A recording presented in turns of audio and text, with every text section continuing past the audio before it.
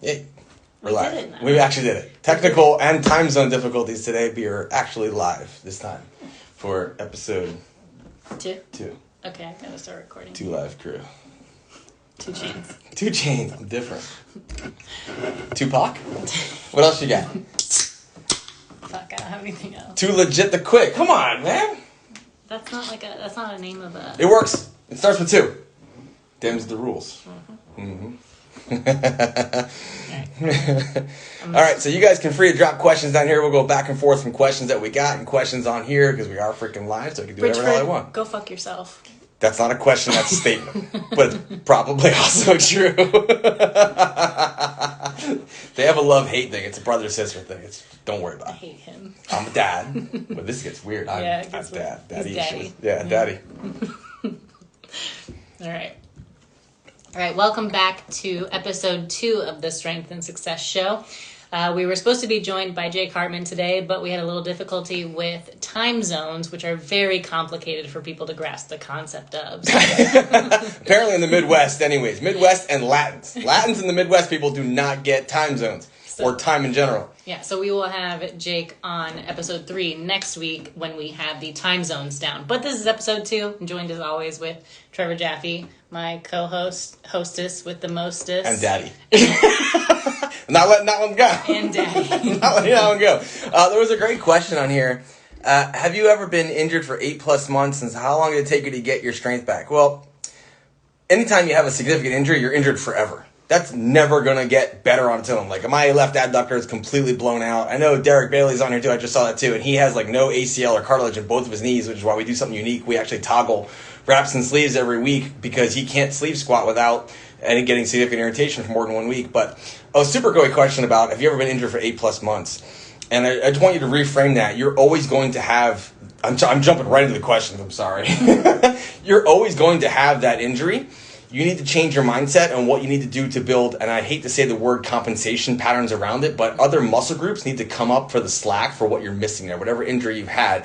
If it's an injury that's not getting better, you really need to see a clinician for that, or perhaps it's surgery-based.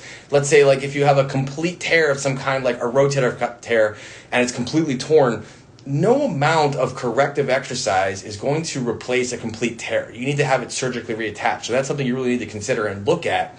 Is the injury something that requires surgery? Because it's not going to just heal on its own with time, or is it something you can work around and build? So if it's like a stabilizer muscle and it's not completely torn, or you can make other muscles do its role, like my adductor, my hamstrings can kick in, my glutes can kick in, and I had to narrow my squat stance a little bit, you can work around that. But if it's something that's a complete rupture, complete tear, you're probably going to need to look into seeing a professional for that. If it's been 8+ months and you're seeing no improvement, it's time to bring in somebody more experienced, more beneficial for your progress. Otherwise, it may just be something that you have to work around and find a way to work around and get better from. Yeah, that and a lot of people have disc issues, and even people that don't lift get disc issues in their entire lives, and they have to deal with them for the rest of their lives. Yeah. And so like a lifter who has disc pathology issues is likely going to have to modify training based around when it flares up.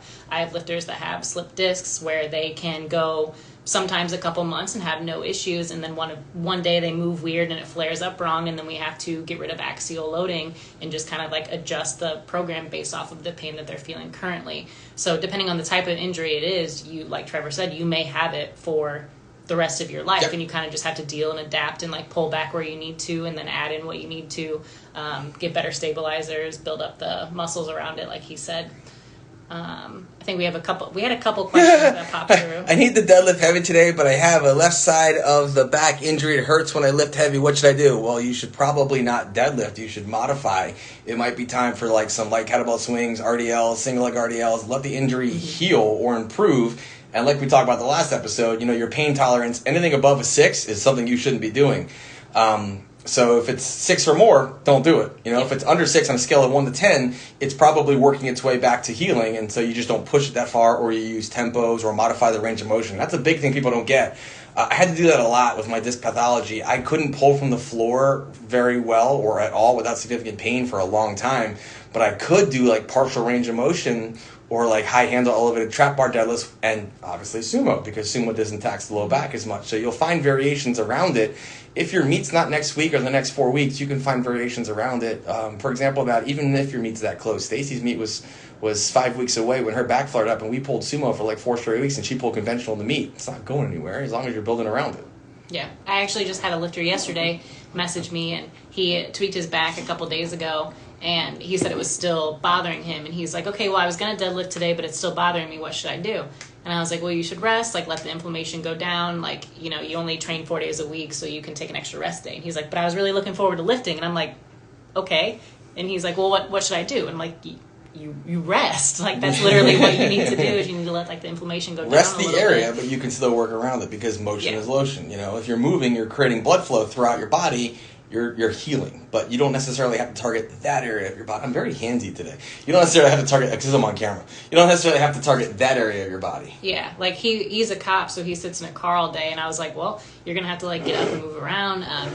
You need to crawl, do bird dogs, dead bugs, like whatever, get some movement to it. Because if you just let it sit there stagnant and you just sit in your car for your full 8-hour shift, it's gonna keep feeling worse. So motion is lotion. Motion is lotion. Start with the tip. Go all in. We had a couple other questions that came through in like our Q&As.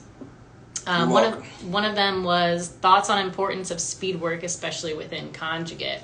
I know that there are people that advocate like highly for it and highly against it. I think it kind of depends on the type of lifter that it is, and also the experience level of the lifter. Like, I don't think a beginner is going to benefit much from speed work, because they probably just need to build a base of strength in general, rather than focusing on being fast.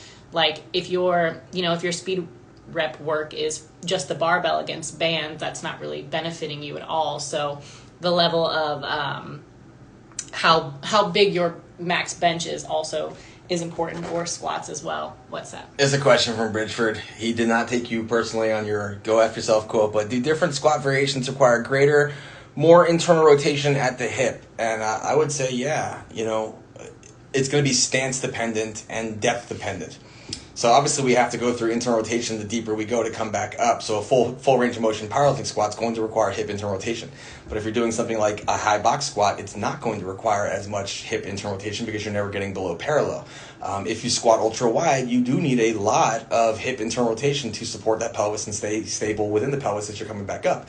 The more narrow your squat and more forward knee drive, you probably don't need as much internal rotation and pronation of the foot and so forth. So it's going to be more stance dependent and depth dependent than variation dependent, I would say. That's a cool question. Should I go back to speed work, or I'm like sorry, I thought you were done with it. I was like mid-sentence and I just totally cut off. It's what happens when I start reading. My brain goes in one direction. So should I let you handle the questions then? No, go for the speed work. Well, now I don't even remember what I was saying. You were talking about beginners not having enough strength level for speed work. We'll move on. No, keep going with the speed work. Go back to the speed work. I just think that people like take speed work with conjugate a little bit too seriously, when it's probably more of like the repetition method that you need more than just speed work, because more people could always like use building a base of strength, especially with a raw lifter. Like, doing speed work for someone who's in a shirt is more important, but I don't think that that's necessarily important for people who don't lift in a shirt. So I think that the focus should be less emphasis on speed work, more emphasis on what you can control, because you can only lift what you can control and stabilize. So if you're just letting the bar drop on your chest to work on trying to push it up as fast as you possibly can, that's not going to translate at all to your max effort bench. So I think you bring up a good point when it comes to raw versus equipped lifting. We're not overcoming the inertia of a shirt giving out or a suit giving out, so the speed work is required less as far as direct days for speed work. I'm of the opinion that every rep should be speed work when you're a raw lifter. What I mean by that is there should be no lazy reps unless it is, I don't even call it a lazy rep, but unless it's a tempoed rep, you should be accelerating the concentric as fast as you fucking can, regardless. Big fan of Dr. Hatfield's work on compensatory acceleration. He's actually the one who introduced the dynamic stuff to Louis Simmons, who took it off in a slightly different direction and applied it more towards the multiply and the single ply. But he was big on that once you're warmed up and once you're above 60%, you should be lifting with as much concentric force as humanly possible, whether it's 60% or 100%. As soon as you're warmed up, everything above 60% should be lifted with 100% of force. And that really is speed work, so every day becomes speed work, on the concentric at least. If you have poor control, slow your eccentric, obviously. Yeah, why would you want to lift slow? Like, why would you want to take your 100% and be like, let me lift this as slow as possible? So you should always focus on moving it as fast. Barring you're not injured of any kind, yeah. Yeah, also, it's okay, Bridgeford, that you made him interrupt me. Gotta give my son equal time. Interesting. Sorry, I made Dad interrupt you. That's hilarious. All right, there was another question here. Have you ever had a lifter that walks toes out, knees don't track over the toes? Is there anything that could be done for this? Thoughts? So, if they're walking toes out, they probably live in a little bit of external rotation. I would look to improve their hip internal rotation strength. And I would also look to improve their internal rotation ability. Because when someone's like duck-footed like that and they're walking out, that lets you know that their hip is constantly externally rotated. Happens to a lot to sumo pullers, especially now that a lot of people use high-frequency programs that kind of get stuck in external rotation. So just a little bit more internal rotation work as far as just creating balance, but also, flexibility-wise, because, stretch out the TFL, stretch out the glutes, because they're kind of constantly shortened. That's what keeps them in that direction. So that will lead to a healthier, longer lifting if you're not stuck in external rotation. It's not necessarily a bad thing, but I guess if you're walking under load, it may not be the best thing because your knee is not tracking perfectly, but not a dangerous thing. It's just not ideal. It kind of sounds like they're with like the knees not tracking over the toes. It kind of sounds like they're also like pronating on the foot as well. So getting them to focus on essentially more external rotation of the feet and like getting their weight over the outsides of their heel instead of the insides of their heel too. Because it sounds like what he's saying with external rotated feet. Yeah, the body's actually trying to find balance. Yeah. It's pronating for that balance for that reason because they're so externally rotated where it should be a little bit more neutral. I mean, everyone's hip morphology is a little bit different. So some people have the shallow hip socket where they can't go as high and they have to turn out to get certain ranges, but that range is expressed in the bottom of the squat, not when they're walking out. So if they're walking out duck-footed, they're constantly tight, and that overpronation is probably happening to find some level of balance because their body isn't balanced because of how externally rotated they are. It's a little bit more complex, but it's not necessarily something I would think as a hyper worry. I would just be aware and have them work on that range of motion as far as hip internal rotation to try and balance it out and stretch the glutes and TFL. And then we had another question from the Q&A that was tips for controlling anxiety before a big or PR lift, embrace it or be controlled chaos. Just have Riley question your manhood. That happened today. And have her say something like, if I wanted to be in a relationship with a woman, I'd call Stacy. I would call Stacy. Yeah, absolutely. I think controlled chaos is a cool way to think about it because I'm not necessarily going to be someone who like rams my head through a wall or like stomps on the ground or like does these weird setups but in my head I may be a little bit more aggressive or angry depending on what the weight is or what else is going on. So I like controlled chaos to where you're not like wearing yourself out by like sprinting across the room in order to assert your dominance over the barbell or something weird. But I don't know. I told Trevor this before. Like powerlifting is always going to be scary, and hitting like a new PR is always going to be scary. So that anxiety is probably always going to live there. You kind of just have to like lean in and embrace that little bit of anxiety and know that like, okay, if I fail at this time, I may not fail at the next time. I'm gonna keep asking good questions. I have my doubts. Prove me wrong. Bridgeford just wants to please Daddy. Don't you all? Yeah. Oh man, a great perspective because you're right. The anxiety doesn't dissipate, but how you learn to harness that anxiety does. And I've been doing this a very long time, longer than most, and I still have moments of anxiety, especially when I've had injuries or a lot of issues, and I get under a certain weight or a certain bar, and I start to have, not self-doubt that I can move it, but doubt that I'm going to come back up without something tearing or popping. So, Riley kind of looked at me one time in the garage when we were training, and she's like, if you're waiting for this to not get scary, you're going to keep waiting a long time. And it was exactly what I needed to hear because it's like, you're right. I chose this. This is what I want to do. I want to be under that bar. I want to lift that load, which means I have to lift that load.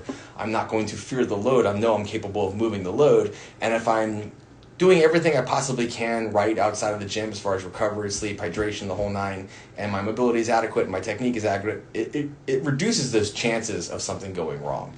There's always that chance there because we are testing our limits. You're testing your extremes. That is a chance. You have to accept that chance and learn that I need to harness that anxiety and control it because it's either going to overpower you and you're not going to do anything or you're going to take action and control it and move the fucking weight. And life rewards action takers. It doesn't reward people who sit on the sidelines and wait because nothing happens to you, things happen because of you. So go make them happen. Yeah, and I can, like, as a coach, I can physically see when a lifter is actually... Oh, cool. See you in Lawton. I can actually physically see when a lifter is scared and like apprehensive in a lift, like they descend totally differently. So everything, you know, we always talk about everything being autonomous from, like Trevor says, from bar to PR, make everything the same. If all your warm-up sets are exactly the same and they look great, and then as soon as you get under heavy weight, you change everything, like of course that's going to be scary because now you're not doing something that's comfortable and repeating your patterns. So getting up under like your max weight and just focusing on doing the exact same things that you did in your warm-up helps too. Yeah, let's see. We got another question coming in. If I remember correctly, you avulsed your adductor. Did you wait till you had it reattach itself before you started working again? It didn't seem like you gave it much time. Just curious. Okay, so I actually didn't avulse completely my adductor. The tendon is still attached. The muscle tore. It was a complete muscle belly tear, not an avulsion. So it's still within the hip, but that tendon does slide because there's no muscle holding it down. And that's usually what freaks me out is as I'm descending in the squat, the tendon will slide over, and I think, oh shit. Oddly, the other day when it happened at the top of the lift, which is never done before, it like gave me the oh shit moment. It was a little tender and sore, but not bad. So there's a difference between a complete avulsion where it might graft to the body. You can wait and see because I know there's lifters who've done it. They've had an adductor avulsion and they've waited 3 or 4 months and they had another MRI to see if it grafted back to the bone. And there are some times where it needs to be anchored down and screwed in. So I didn't have a complete avulsion, thankfully. I just had a complete belly tear. So the adductor magnus is gone, but the tendon is still actually intact. An interesting injury, but that's just what happened. I think Bridgeford has another question below that. Below. All right. What has been some ways you work around that with a lifter when it comes to them hitting big top sets in training? I'm assuming you mean the anxiety? I'm going to assume. I'm assuming he means the anxiety. That one's tough, and I feel like it's different for every person. It just depends on how, like, Trevor, I can tell to quit being a pussy, and he'll do it because he doesn't want me to call him a pussy. It's true. But with another lifter, I can't always tell them to stop being a pussy. I have to let them know that like they are strong enough, they are confident enough, they are capable enough. What's he saying? Is that related to the question? Yeah, he says, I talked to this to you because Brian would have issues with that, get super shaky on heavy top sets, fixed blood pressure, and breathing issues, but still happens sometimes. Sometimes the shaking is neurological, and sometimes it is going to be anxiety-ridden. We saw the video with Brian, his belt, which is way too tight, so it's kind of folding and rallying him. Here's some good ways around it. Get him comfortable with the load, or anyone in general. Get them comfortable with the load, and what I mean by that is they don't necessarily have to squat it.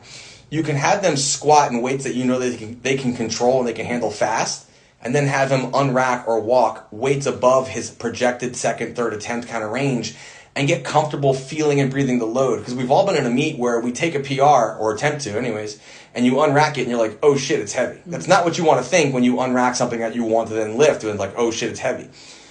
So we know that heavy holds don't carry over to actual applied or usable strength. Where they really carry over to is in the psychology of lifting. Yeah. When you unrack something and it doesn't feel heavy, your confidence shoots through the roof. You're like, I own this lift now. Mm-hmm. So that's how I would approach that with a lifter who has anxiety with a certain weight, of have them train sub-maximally with weights you know they can control and move fast so they feel confident moving loads, but have them hold the heavier weight so they get more confident having it back on their back or in their hands where they feel confident. So when they unrack it, they're not thinking, this is heavy. They're thinking, I've been here before and everything's moved fast. Let's do it.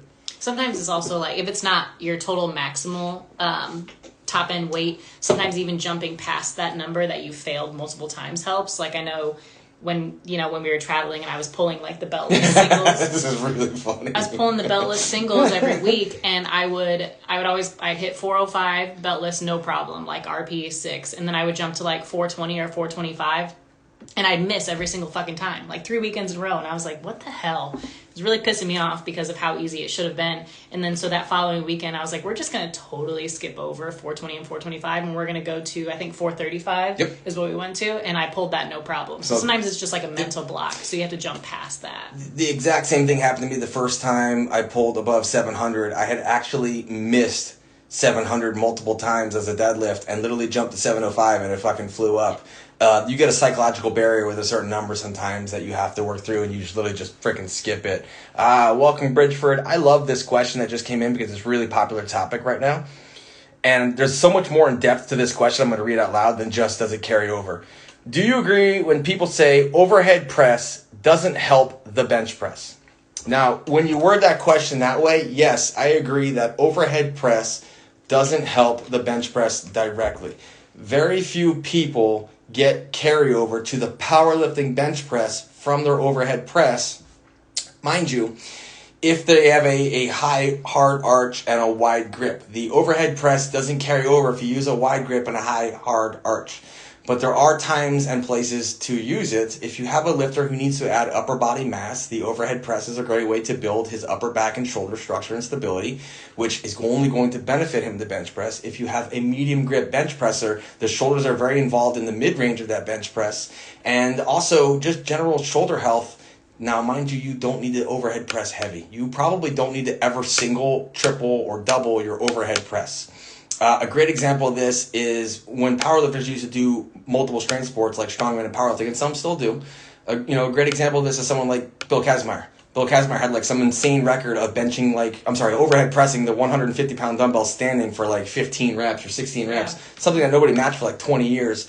He was a phenomenal bencher. He was one of the best raw benchers, a little bit over 6 raw, if I'm not mistaken, with kind of a medium grip. His shoulder strength was outstanding. He was also the best log presser.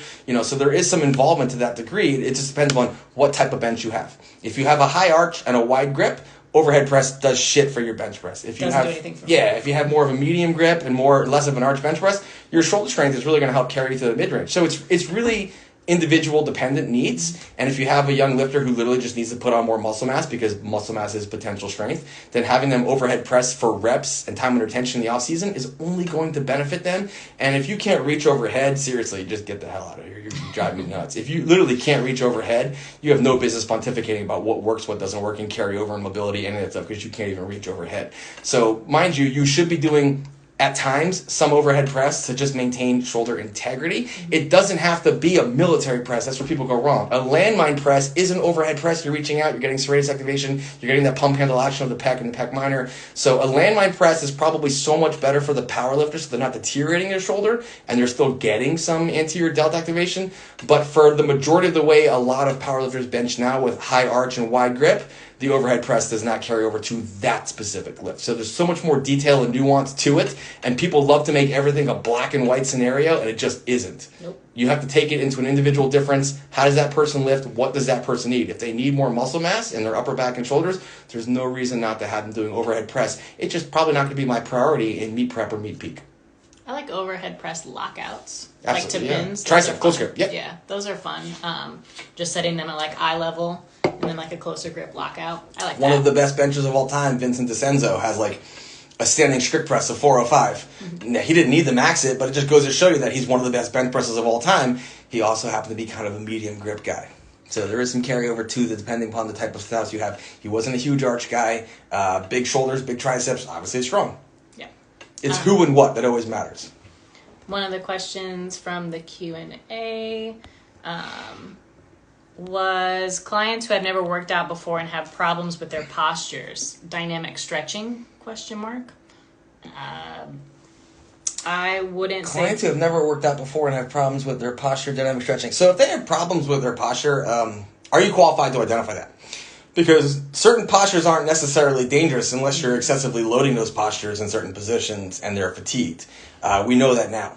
So if they have what you would deem to be subpar or suboptimal posture, remember that muscles pull bones. Mm-hmm. So I wouldn't say they need dynamic stretching. I would say they need strengthening of those muscles that you feel are potentially weak that possibly limit or deteriorate their posture. Say someone slouches, they probably have weak thoracic extensors, and work on the thoracic extension and maybe work on their shoulder external rotation and get them to be more upright. And also cueing. Remind them that, hey, you don't necessarily need to slouch. There's some research showing that, if your body's taking a more comfortable posture for certain positions, let's say you're reading or at a computer, it's okay to do that. Your spine's pretty robust. It will handle that. It's just not ideal if you're necessarily under at maximal loading per se and you're fatigued. Yeah, dynamic stretching will do. It's kind of like what we talked about with mobility and stability. If you never get to the point where you're loading it, it's never going to improve. So dynamic stretching isn't going to do anything for that posture under load. It's just going to make them better at being dynamically stretchier in that position. Yeah. So you have to use load with that. I think we have a question on the live. Advice on long arm benching. Pinkies on rings is about as far as I can go, and that's pretty much as far as you actually need to go. It's you don't need to have max legal width, max legal grip, but you need to fill the space in between. So that medium grip of pinky in the rings is fine, but you need to build bigger pecs and you need to build a thicker back. So I would actually emphasize a lot of longer range of motion press work, like a buffalo bar or flat back benching with your feet up kind of thing, flat back dumbbell bench pressing with the feet up. So you're really focusing on building pec strength and drive off the bottom. That's really what it's going to get you. And then hammering lockout work with triceps, 2 and 3 boards. Like Riley said, the close grip overhead pin press is a great way to really emphasize the triceps and not focus on using the pecs. Where a lot of people, when they do like close grip work, they end up using their pecs and shoulders and they never get to the triceps because they're a little bit more dominant. So doing that overhead is a great way to force yourself to use shoulders and triceps and not use pecs. And that's what I would focus on, is learning how to fill that space. If you have long arms, you need a thicker torso. The best benchers are usually barrel chested, thicker torso. So thicken that torso up, work on that mid back. Extend your range of motion so you get better at it. So when you do have your arch and you do press, the range of motion is shorter and you're stronger in that mid range. Well, also having long arms doesn't necessarily mean that you need to go wider, because if your weakness is your chest, like I'm a long arm bencher and my weakness is my chest, so I'm not going to use like a max legal grip, even though that would be great because the range of motion would be awesome, but I would get stuck an inch off my chest because I'm not stronger there. I am stronger in my triceps. Mm-hmm. So me using like a mid grip, I actually use ring fingers on the barbell, and that is like the most advantageous for me because I can generate enough power off my chest in that position to be able to lock out any weight. So that's more ideal for me, and I am pretty long armed for benching.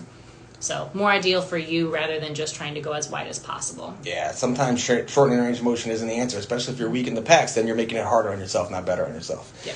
All right, I'm not sure I understand this question.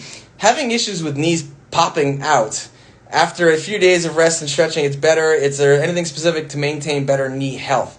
Popping out, can we maybe describe that a little bit better? Because I don't want your kneecap shooting across the room. That never sounds good. That's definitely an interesting one. So if you can update what popping out means, sore, uncomfortable, whatever. But, the knee is just a hinge joint. Picture a door hinge. It just moves this way, or on your knee, it just moves up and down. It's usually not the knee joint itself that's unhealthy. It's above or below that chain. So it's a lack of ankle mobility or a lack of hip mobility or over cueing a certain direction. Like people cue things like knees out and people start to bow their knees really, really hard, which then shears one side of the knee instead of having them go straight and staying in that pronated flat midfoot range and the knees are going forward. But, you see a lot of that, like the knees over toe guys is huge on your ankle mobility. And the more you're able to move that ankle and drive those knees forward, the less pressure you're going to have on the knees. And there's even I was watching a physical therapy video talking about that. Like when you can sit on your heels and lean back, it actually shows a depressurizing of the knee capsule itself when it's open in that range and there's contact from the hamstring to the calf and all the way down. So it's just a matter of probably improving your ankle mobility in both directions. When people say ankle mobility, they often think of just the dorsiflexion, but you want to go in the other direction as well. Improve that plantar flexion range of motion, but also hip stability. Mm-hmm. Hip stability and ankle mobility are the keys to knees health usually because, your ankles don't really get tight unless you're unstable above. So your ankles get tight, they create stiffness when you have no midline stability or hip stability. They're compensating by creating artificial stiffness down below. Yeah. So you want to figure out, let's get rid of that stiffness, but let's add more stiffness, more stability to the hips so the knees can just hinge, which is their only function. Yeah, it has to be above and below with that one, and then identifying which one is the need. Would you recommend cable flies or dumbbell flies, and thoughts on indoor cycling? Well, screw indoor cycling. This isn't a spinning channel. That's just stupid. Ride a bike outside. It's much better for you. I don't own Peloton stock, so otherwise I would push it. If I owned Peloton stock, I'd be like, ride a bike indoors. But I don't. Cable flies or dumbbell flies, you don't see a lot of programs now with pec flies except for Shako programs. He uses pec flies a lot because he is a proponent of a wide grip bench. This throws back to the long arm question. Like Sarshev Kyril was the best bench in the world before Julius Maddox came along. He's a big dude and he's super long armed and barrel chested, and he did a shit ton of heavy curls and dumbbell flies to build his pecs and coracobrachialis and things of that nature. But unless you bench wide, flies probably the least effective exercise to build your bench press, unless, again, you bench wide. If you had a preference of cable or dumbbells, it really doesn't matter. You're nitpicking there. You're doing a horizontal adduction action. The mode you do doesn't really matter, but it's probably not going to benefit you that much.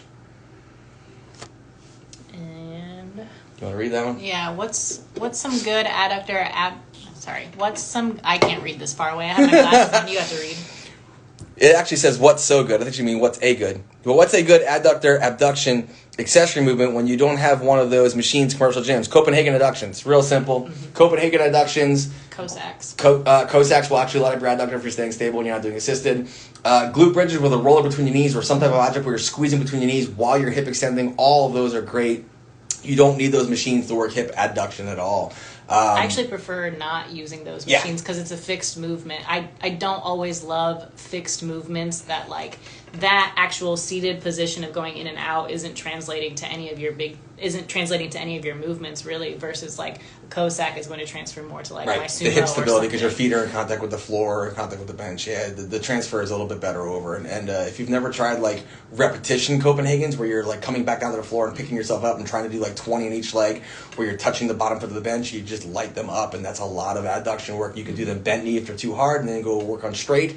And you can even weight yourself more by putting some chains over your hips and make yourself heavier as you go. That, or I saw Genesis was doing them against the wall, where she'd put her foot up against the wall. So there's no support under the foot. It's literally all the adductors, and you're in contact with the wall. Yeah, that's tough. I tried it. I can't do it. Can't wait to see you guys at Stronghand next week. Want to deadlift with you. Awesome.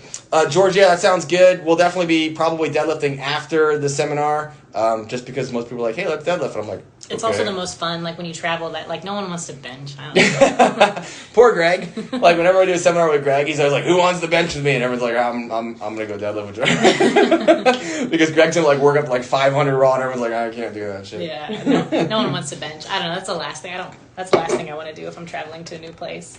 Also, it's probably my weakest lift, so I wouldn't want to show that off to anyone. Michael Greeno. Preferred super glue to put muscles back on your body. Heard Gorilla Glue is in. Nice. Oh, yeah. Man, if I had that secret, you and I would be like lighting up the platform. I'm hanging on by a thread. I'm a relic, and I'm still kicking, so I'm kind of outlasting people, which makes me proud. But, they do pop here and there. I'm glad surgery's going well, and you're back and successful, and probably the strangest single-arm bench strength I've ever frickin' seen. He's taking like 120 single arm on incline and just repping that shit with his good arm. It's pretty wild. With his good arm. With his good arm. Yeah, he's using a strong hand. My strong hand. Oh, that's hilarious. But it's good to see him coming back. And if you guys don't know who Michael Greeno is, he's in there. You should follow him. He's been around forever. He's part of Strong Barbell Club. He's lifted raw, single ply.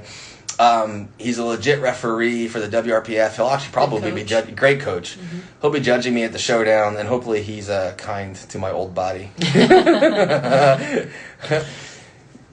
And more questions on the line. Yeah, you can't see them, can you? I'm way stronger in wrap squats versus sleeve squats. Well, duh. Yes. 30% gain out of the wraps, and I can't explain why. I have so much of a good morning squat with sleeves, but absolutely none when I use wraps. Well, the wraps you have to push into. So, okay, what this tells me, generally everyone is stronger in wraps and sleeves. I mean, there's something wrong with you if you're not stronger in wraps and sleeves. That's the whole point of the wraps. They're artificial elastic knees. What this tells us, though, is that you're relying on your strength, which is your low back, and your quads are weak as piss. So from an exercise selection standpoint, you need to do things that build your quads and stop building your low bar squat. You can still maintain your low bar squat, but probably make your low bar squat a secondary exercise. You need to be doing more high bar squats, front squats, especially if you have a good morning squat. Learn to fucking front squat, and learn to front squat well, because that's going to attack your quads and it's going to attack your upper back, so you can keep an upright posture in that squat. Oftentimes, underrated, a good morning squat is really shitty rooting. Like, if you are not putting big toe pressure down and having a rooted foot, you're going to shoot back onto your heels because your body doesn't feel stable, and that's where it feels most stable, is aligned with your body. So check your rooting, build your freaking quads. They're probably weak. The weakest part of your lift is probably your quads. Learn to front squat really well, and suck it up and take the pain of a high bar squat. Yes, it's uncomfortable, but you clearly need it. Yeah. I'm a little blunt. I'm not even caffeinated. I'm drinking Diet Dr. Pepper cream soda. It's not caffeinated, so this is just how I always am. Deal with it. All right. Greg's my coach. He legit only cares about how much you bench is the first question. That's fucking funny. How much you bench? That is really funny. Greg is like every high school football coach wrapped into one, but way funnier. So instead of being like the asshole football coach, he's all like, you look like you bench a lot. You want to try for football? And he's also the only man to ever get stuck in an elevator on the first floor. Yeah. Greg's quite a trip. It's fun traveling with him because he's always a good time. Absolutely. Michael Greeno said that he did 150s for 6. I stand corrected. I thought it was like 120s for 12. But so what I'm hearing is that you were underselling his I strength. was totally underselling his single arm strength. Rude. Clearly, his core is ridiculous because I would roll right off that bench just entirely. I think my best like single arm bench was like 110 for 6, and he's hitting 150s. And I just remember how bad my opposite side oblique was cramping during that whole set. And damn, now I have some work to do. I'm getting beat by old men who are already on the injured reserve list. Are you not on that list also? I'm always on that list.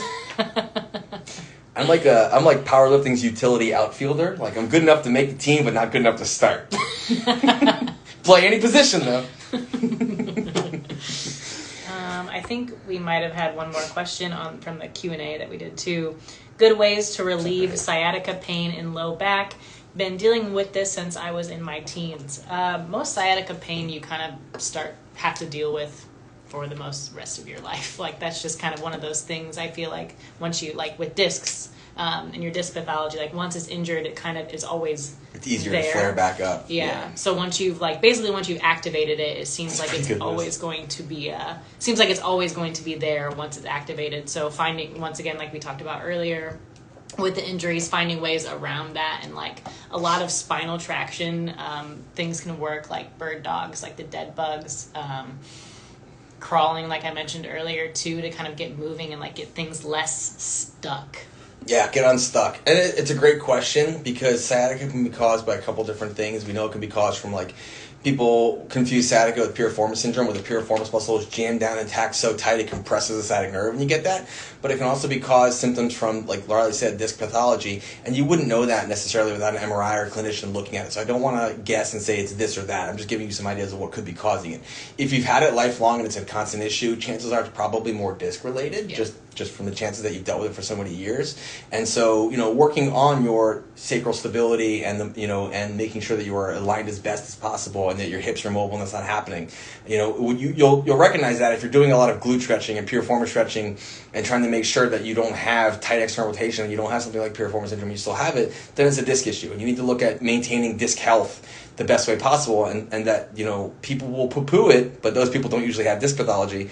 But things like the McGill method of the bird dogs every day and the dead bugs and crawling patterns and planks and cores to keep your sacrum and your lumbar spine as rigid as possible so they're stable under loads is usually the better things. And sometimes if it flares up, you have to decompress.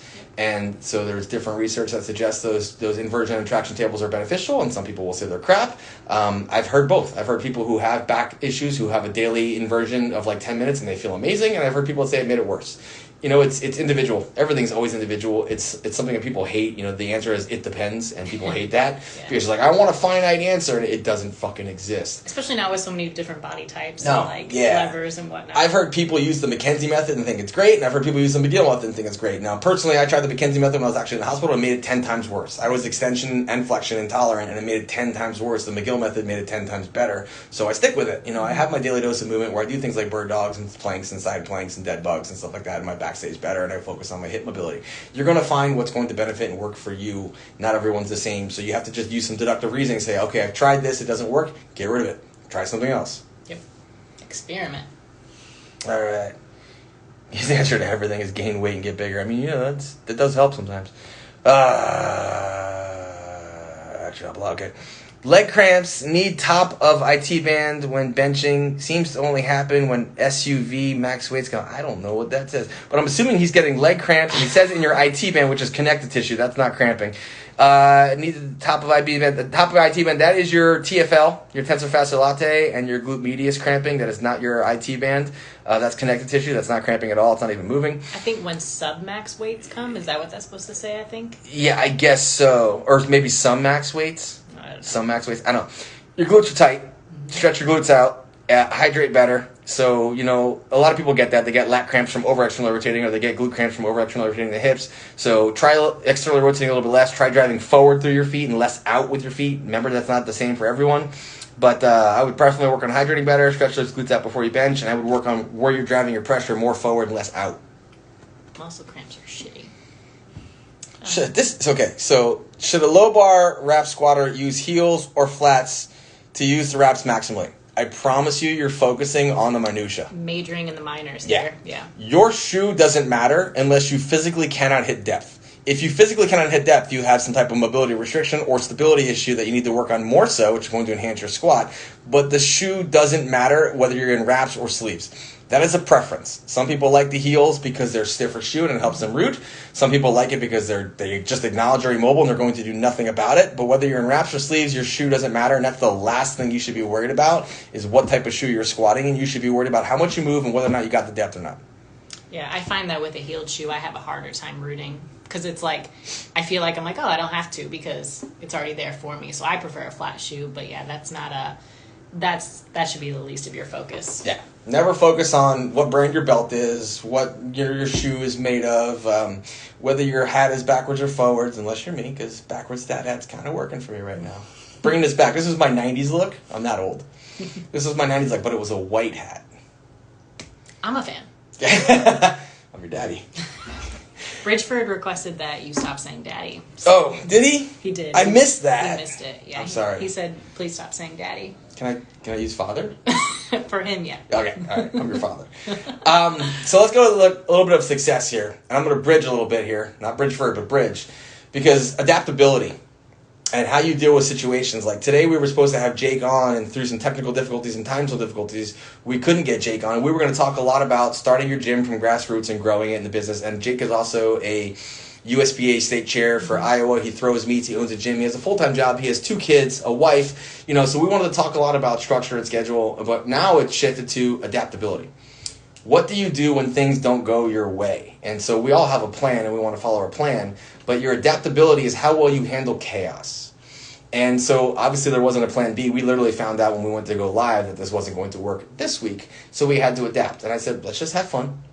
Let's go live. Let's answer a lot of questions. Hi, Steph. And, let's make the best of this situation, even though it wasn't the original plan. Because we're going to be offering you education. We're going to be offering you content and value still. And I think that's important because as powerlifters or strength athletes, strongmen, weightlifters, CrossFitters, whatever you do, you're going to go to a competition and things aren't going to go according to plan. You're going to maybe miss your opener, or there's a situation where I forgot my deadlift shoes. Yeah, I've done 40 freaking comps and I forgot my deadlift shoes. And so thank God it was the RPS and I pulled barefoot, because the only other offer I had was Julio offered me his wrestling shoes, and we come to find out that even though he's 2 inches taller than me, his shoe size is 3 inches smaller than mine, and that wasn't going to work. So you have to be adaptable. And when I say adaptable, what that really means is staying calm in chaos, right? What can you control?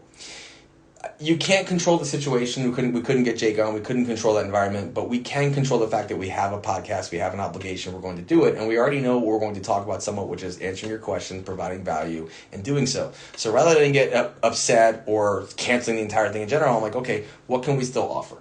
And we're going to do it to the best of our abilities. So it's really, really important, especially as a competitor, to be adaptable. The judges at a meet might have different standards or worse standards. I've been to meets where they didn't have the most ideal equipment on the platform, even though it was in the warm-up room, and they refused to switch. I've been to meets where they didn't have working lights, working sound, working anything. You're going to find yourself in uncomfortable situations, and how you control your mind in those situations is really what determines what type of outcome you're going to have that day. Mm. And I think from a psychological background, which Riley can probably explain a little bit more, if your first instinct is to panic, it's the wrong instinct. So trusting your gut isn't always the best idea sometimes. But if your first instinct is, okay, here's the situation, what are my solutions, you're on the right track. And that should always be your first response is, I've just entered a chaotic world. Mm-hmm. How many solutions can I come up for this situation? Notice I'm not calling it a problem. It's only a problem if you see it as one. Mm-hmm. I'm calling it a situation. So there's the situation. What are my solutions? What do you think on that? Well, I not even just apply to lifting in general, but I think that most people assign so much, like they tax themselves so much emotionally over things they can't control, that you end up stressing yourself out further rather than just kind of accepting it for what it is. And like Trevor said, finding a solution to the problem. Like we fly and travel a lot, and we've had a lot of delayed flights. And if we're at an airport and they're like, oh, your flight's delayed 2 hours. Okay, what is me getting pissed off, yelling, screaming, getting upset, just being completely angry and bitter about it the whole time, what is that going to change? Probably nothing. My flight's still going to be delayed for 2 fucking hours. So instead, what I'm going to do is maybe I'll get some work done. I'll answer some messages. I'll find some actual food to eat instead of just being a fucking baby about it. Which we saw. There were some people freaking out. It was like, it didn't change it. You just got really upset, and it was really funny to watch. I mean, I wasn't happy about it, but it was funny to watch people screaming or freaking out or throwing their hands in the air. Yeah, I am a very calm person, and I get very embarrassed in situations when people are acting a damn fool about things that they can't change. I don't like it when people make scenes in public about things they can't change. Like, you look stupid. And that's, I don't care who you are, you look stupid if you make a situation that is non-changeable a bigger deal than it needs to be. But the amount of emotions and the amount of anger that you feel towards a situation that you can't change is really just detrimental to you. Like Trevor mentioned with meats, if you're, if things are a little bit delayed, and like we've heard stories of like Melissa being in wraps for like 6 minutes before she was supposed to take her attempt, and like that's not ideal. Being in wraps for 6 minutes sounds fucking terrible. Like no one wants that. Like we've heard lots of stories like that, and it's like, okay, that's just the hand that you were dealt that day, so just take it, move on, deal with it, and do the best that you can. She came back and her opener moved like a third attempt, but she was in wraps. Yeah, that was interesting to me. She was in wraps for 7.5 minutes, and they didn't notice the computer kept pushing her down because they were doing the new computer system wrong. And I pointed out, and they gave me 60. They told me to unwrap her. I unwrapped, and they're like, "Oh, she's gonna go in 60 seconds," and I rewrap her. I'm like, I don't even have them rolled.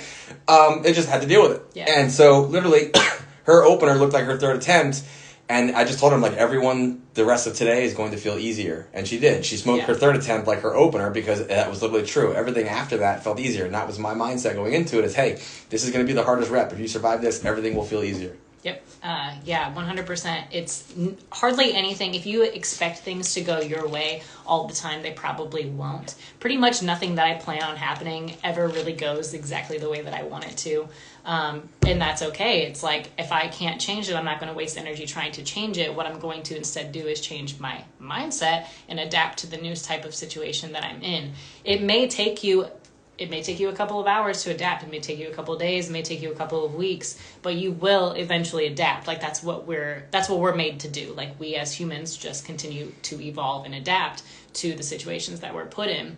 It's an extreme saying, and I know Joe Sullivan's using this right now, but it truly is in a scientific organism in a new environment with your adapt or die. Yep. And I'm choosing not to die anytime soon, so you do have to have some level of adaptability, and it's how you reframe the situation and start looking for solutions or alternatives instead of focusing on just the situation at hand. Well, it's the grand scheme of things too, right? So if you're in a situation and something changes for the worse, you have to ask yourself, okay, is this going to matter in a week? If it doesn't matter in a week, then it's really not worth it stressing out about. And like, something that is really, really big and bothersome to you right now, in 5 years, you may barely remember. You may not even remember how you felt about it at the time because it seems so insignificant now, but you're making it so significant of a deal that you feel like you can't get through it. And that's another one of those things that we talked about with anxiety earlier, is you kind of just have to like lean into it and accept the anxiety and deal with it and do the best that you can through the situation. But wasting energy focusing on a situation that you can't change does absolutely nothing for you, and you'll actually end up never learning how to adapt to a situation if you're wasting so much energy being upset about it. Yep. So you eventually have to learn, like, okay, I have my 5 minutes to freak out here. I have my 5 minutes to be upset. I have my 5 minutes to be sad, mad, angry, whatever.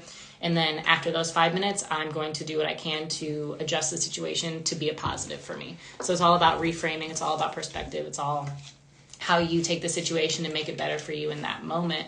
That really dictates how successful you will be in stressful situations later on in life. All right. I think that's a good way to end it right there. Yeah. We appreciate you guys joining the live. Hopefully we'll have Jake next week. Yeah. If not, we're just going to shoot the shit anyways and answer some fun questions, and I appreciate you guys jumping on and dropping them. It's always cool. It's not like we have a problem talking. Like, both of us can talk forever. Yeah, I talk a little too much. I'm sorry. I talk over you. I'm sorry. Yeah. Yeah, you do. But, yeah, so we really haven't figured out how to end these yet, other than thanks for tuning in, and we'll be back for episode 3 next week. We will be in Baltimore this weekend, we'll be in Maryland, flying into Baltimore, which is in Columbia, Maryland, for a seminar, so that'll be fun. to do that. We had a little bit of a break from traveling for one full weekend at home, so that was exciting. So yeah, we will catch you guys next week, hopefully with Jake Hartman. And yeah, so this will be going live on Monday. If you're listening to this, it's Monday. Yeah, the podcast goes live. I'll upload this to my page today, so you can you can either watch the whole thing all the way through, or you can listen to it in your car, or radio, or earphones, whatever. Monday. Yep. All right.